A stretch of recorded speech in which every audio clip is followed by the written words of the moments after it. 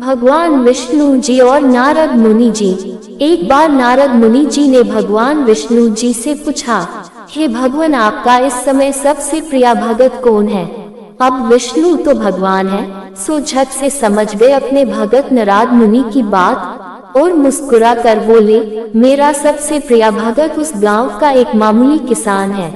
यह सुनकर नारद मुनि जी थोड़ा निराश हुए और फिर से एक प्रश्न किया, हे भगवान, आपका बड़ा भगत तो मैं हूँ, तो फिर सबसे प्रिय क्यों नहीं? भगवान विष्णु जी ने नारद मुनि जी से कहा, इसका जवाब तो तुम खुद ही दोगे। जाओ, एक दिन उसके घर रहो और फिर सारी बात मुझे बताना। नारद मुनि जी सुबह सवेरे मुंह अंधेर उस किसान के घर पहुंच गए। देखा अभी अभी किसान जागा है और उसने अब से पहले अपने जानवरों को चारा वगैरह दिया। फिर मुंह हाथ धोए, दैनिक कार्यों से निवृत्त हुआ, जल्दी जल्दी भगवान का नाम लिया, रूखी सूखी रोटी खाकर जल्दी जल्दी अपने खेतों पर चला गया। सारा दिन खेतों में काम किया और शाम को वापस घर आया। जानवरों को अपनी अपनी जगह बांधा, उन्हें चारा पानी डाला, हाथ पाँव धोए, कुल्ला किया, फिर थोड़ी देर भगवान का नाम लिया, फिर परिवार के संग बैठकर खाना खाया और कुछ बातें की और फिर सो गया। अब सारा दिन यह सब देखकर नारद मुनि जी भगवान विष्णु के पास वापस आए और बोले, भगवान, मैं आज सारा दिन उस किसान के संग रहा, लेकिन वो तो ढंग से आपका नाम भी नहीं ले सकता।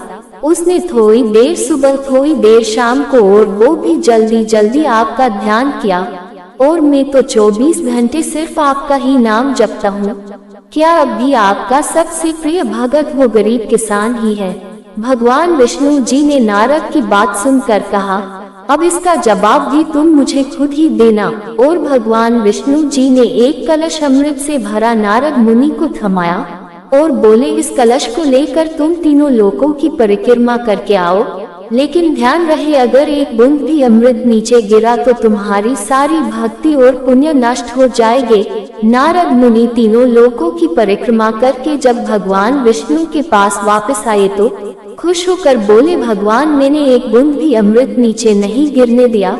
विष्णु भगवान ने पूछा, और इस दौरान तुमने मेरा नाम कितनी बार लिया, मेरा स्मरण कितनी बार किया? तो नारद बोले, अरे भगवान जी, मेरा तो सारा ध्यान इस अमृत पर था, फिर आपका ध्यान कैसे करता? भगवान विष्णु ने कहा, हे नारद, देखो, उस किसान को वो अपना कर्म करते हुए भी नियमित रूप से मेरा स्मरण करता है, क्योंकि जो अपना कर्म करते हुए भी मेरा जाप करे वो ही मेरा सबसे प्रिय भगत हुआ। तुम तो सारा दिन खाली बैठे ही जप करते हो, और जब तुम्हें कर्म दिया तो मेरे लिए तुम्हारे पास समय ही नहीं था।